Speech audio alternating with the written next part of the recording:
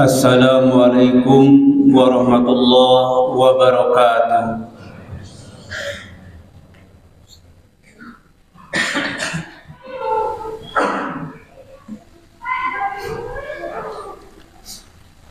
Alhamdulillah, alhamdulillahilladzi arsala rasulahu bil huda wa dinil haq liyudhhirahu 'alad dini kullihi walau karihal musyrikun. Ashhadu an la ilaha illallah wa ashhadu anna Muhammadan abduhu wa rasuluhu alladzi la nabiyya ba'da. Allahumma shalli wa sallim ala nabiyyina wa habibina Muhammadin sallallahu alaihi wasallam wa ala alihi wa ashabihi ajma'in, amma ba'du. Fa ya ayyuhal hadirun, usikum wa iyaya bitaqwallah, faqad fazal muttaqun wa khasiral kafirun. Faqad qala Allah ta'ala fi kitabihil hakim wa huwa asdaqul qailin. A'udzu billahi minasy syaithanir rajim. Ya ayyuhalladzina amanu taqullaha haqqa tuqatih wa la tamutunna illa wa antum muslimun.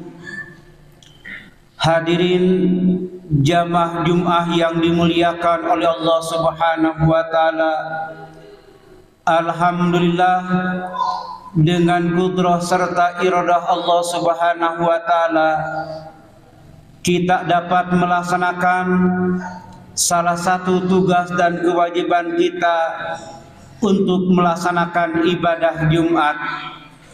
Semoga ibadah Jumat yang sedang kita laksanakan menjadi kafaratun lima baina Jum'aten, menjadi penghapus terhadap dosa dan kesalahan kita di antara dua Jumat. Amin ya rabbal alamin. Salawat serta salam semoga terlimpah curah kepada Nabi kita Nabi Muhammad sallallahu alaihi wasallam serta keluarganya, para sahabatnya, para tabi'in, sampai kepada kita semua yang senantiasa berpegang teguh terhadap ajarannya. Amin ya Allah ya rabbal alamin.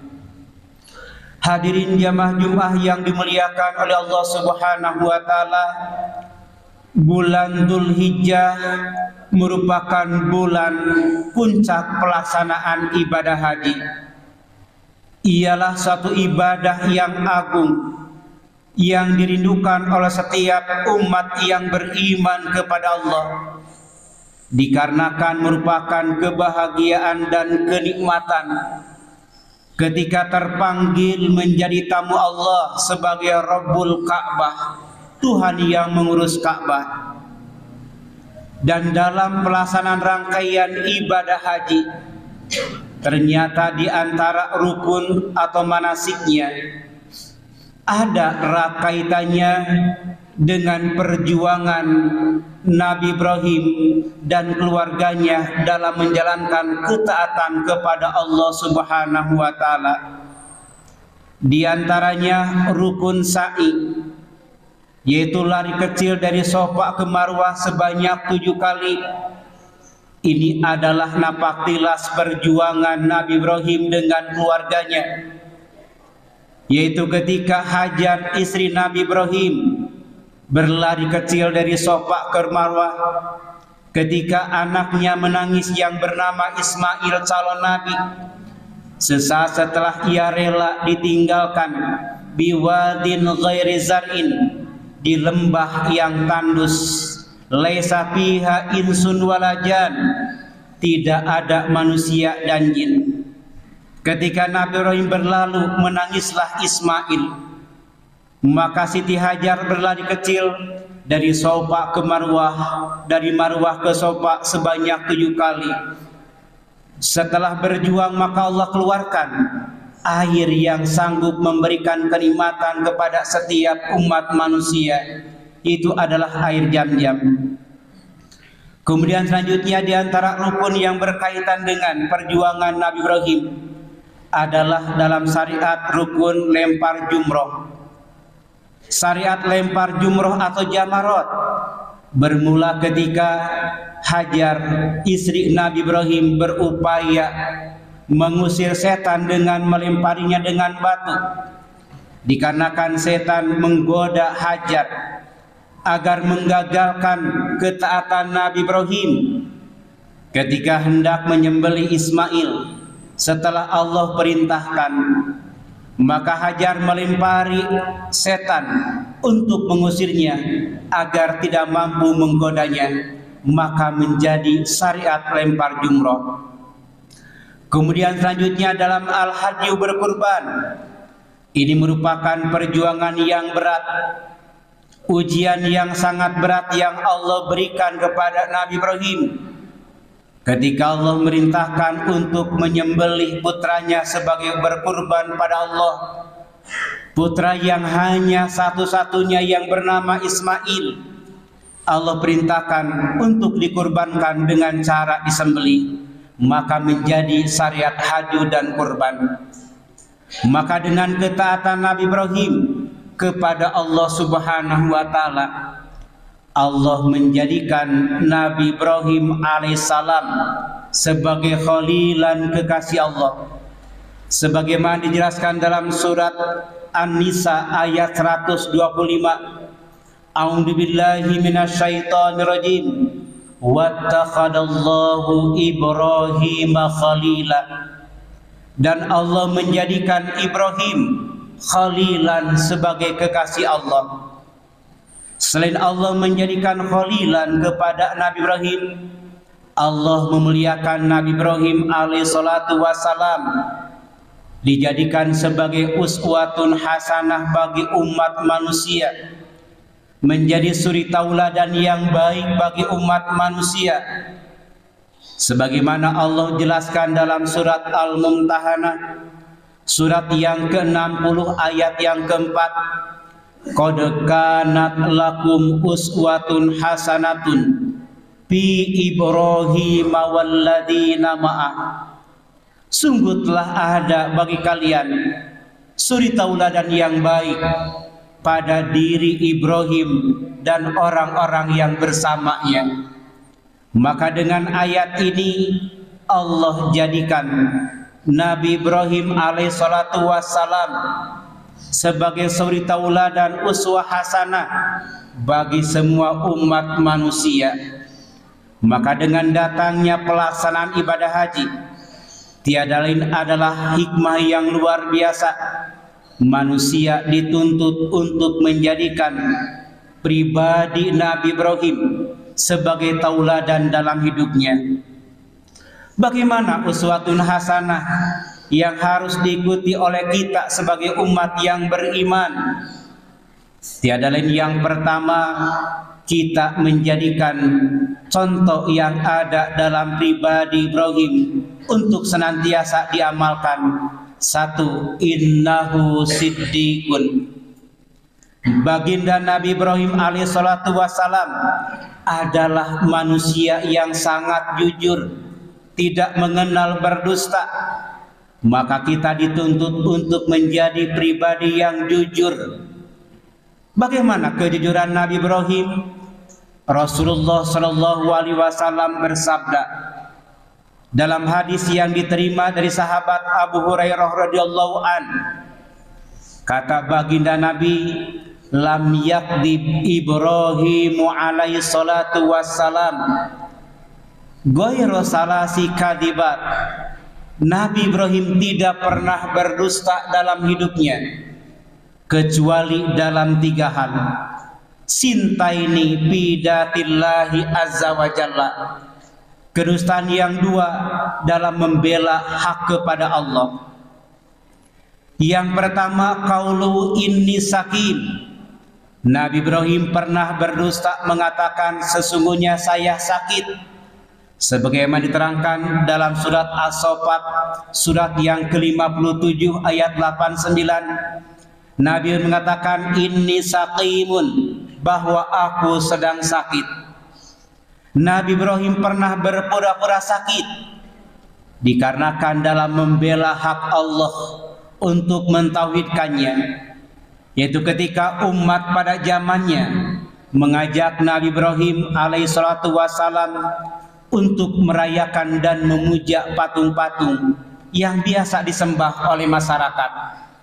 Maka Nabi Ibrahim bingung, kalau seandainya dia mengikuti ajakan, Allah akan murka dikarenakan menyembah patung perbuatan syirik pada Allah. Akan tetapi ketika menolak, tentu masyarakat akan membenci, raja akan menghukum. Maka Nabi mengatakan, inni sakim, saya sedang sakit. Dan Ibnu Abbas mengatakan ungkapan sakim adalah dengan artian asobanit ta'un, saya tidak bisa bergaul dengan kalian, saya tidak bisa ikut beribadah dengan kalian karena aku terkena penyakit ta'un, penyakit yang berbahaya. Kalau zaman sekarang adalah saya terkena corona. Maka masyarakat langsung pergi, tidak lagi mengajak Nabi Ibrahim. Berdusta Nabi Ibrahim karena tidak mau menjalankan suatu perbuatan yang menyebabkan Allah murka. Kemudian yang kedua, kedustaan Nabi Ibrahim mengatakan qauluhu bal fa'alahu kabiruhum hadza, yang melakukan tindakan ini adalah patung yang terbesar ini. Nabi Ibrahim mengelak, tidak mengakui perbuatannya. Setelah Nabi Ibrahim menghancurkan patung-patung yang dijadikan Tuhan masyarakat pada saat itu, Nabi Ibrahim memukul dengan tangan kanannya menghancurkan. Ada yang patah tangannya, patah kakinya, kepalanya.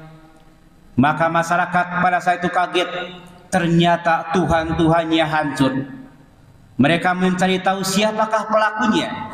Maka indikasi mengarah kepada Nabi Ibrahim. Maka Nabi Ibrahim dipanggil dan ditanya oleh raja, wahai Ibrahim, jujurlah engkau terhadap perbuatanmu. Engkaulah yang telah menghancurkan Tuhan-Tuhan kami.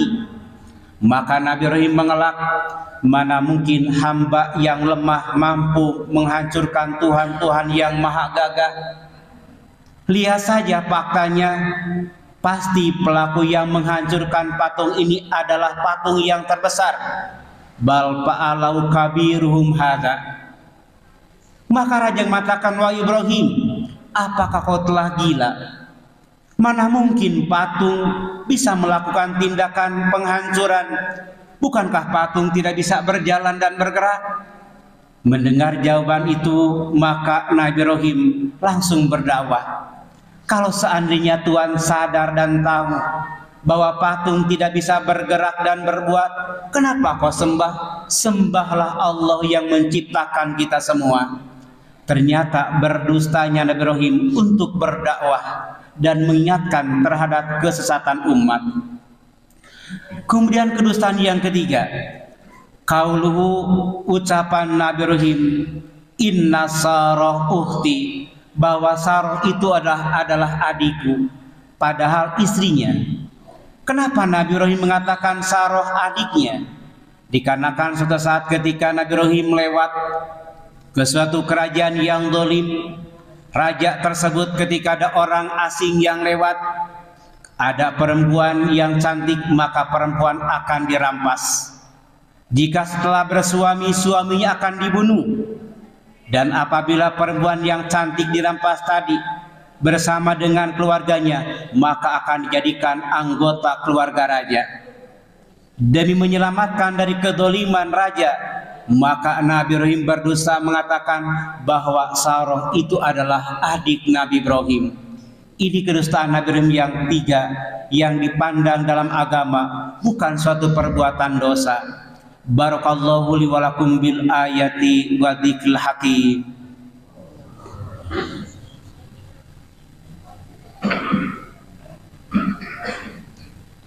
Alhamdulillah, Alhamdulillahilladzi an'ama alaina bi nikmatil iman wal islam.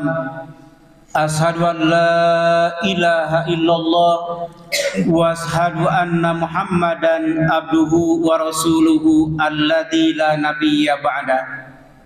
Maka meneladani Nabi Ibrahim yang pertama, kita menjadikan Nabi Ibrahim uswah dalam kejujuran. Maka setiap umat manusia yang beriman dituntut untuk senantiasa jujur dengan menghilangkan segala bentuk kedustaan. Kemudian uswah yang kedua yang harus kita tiru adalah innahu mura'iyun lidini dzurriyyatihi. Yang kedua adalah Nabi Ibrahim seorang pribadi, seorang bapak yang peduli dan khawatir terhadap agama keturunannya.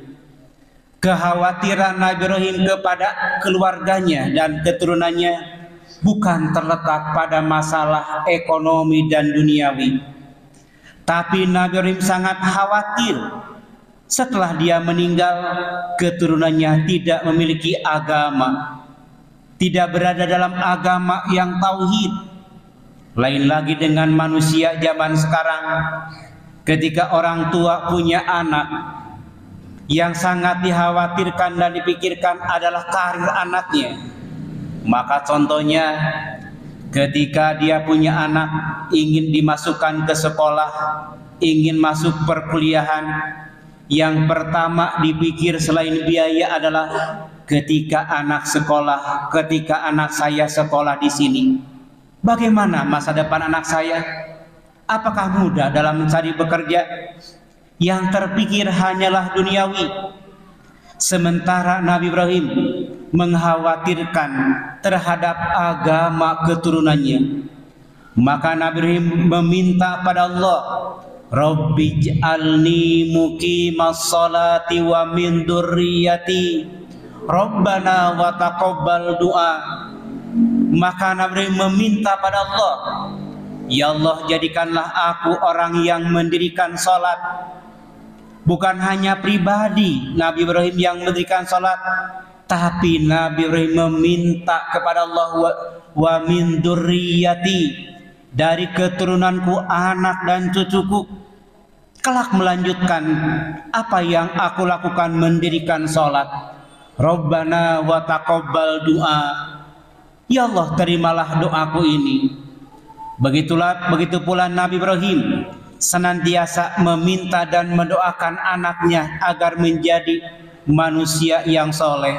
Rabbi habli minas solihin, ya Allah, anugerahkanlah kepadaku turunan yang soleh. Karena anak yang soleh merupakan investasi bagi orang tuanya manakala dia telah berada di alam kubur.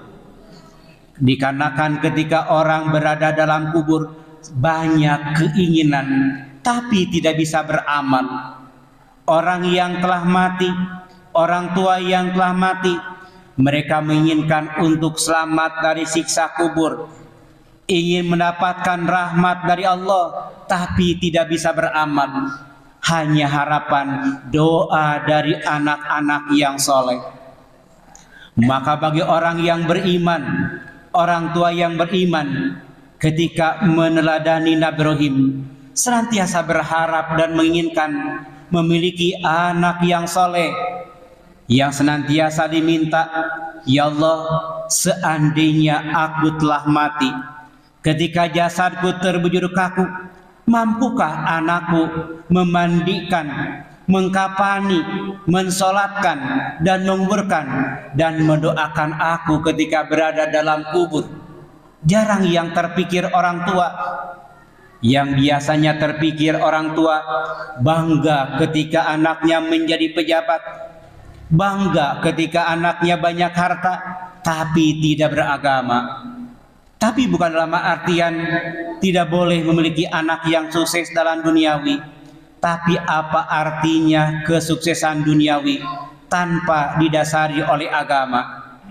Maka Nabi Ibrahim meminta pada Allah mendapatkan keturunan yang soleh.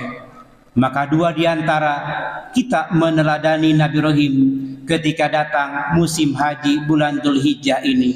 Hadirin yang dimuliakan oleh Allah Subhanahu wa taala, semoga kita semua diberikan hidayah oleh Allah Subhanahu wa taala, mampu meneladani pribadi Nabi Ibrahim alaihissalatu wassalam, sehingga kita dijadikan umat-umat yang beriman, umat-umat yang sukses, umat-umat yang bahagia dunia dan akhirat.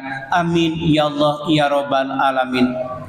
Allahumma gfir lil muslimina wal muslimat wal mu'minina wal mu'minat al ahya'u minhumul amwat innaka sami'un mujibud da'wat bi rahmatika ya arhamar rahimin. Rabbana hablana min azwajina wa dhurriyyatina qurrata a'yun waj'alna lil muttaqina imama. Rabbana atina fid dunya hasanah wa fil akhirati hasanah wa qina adzabannar. Aqulu qouli hadza wa astaghfirullah li wa lakum. Wassalamu alaikum warahmatullahi wabarakatuh. Wa aqimus shalah.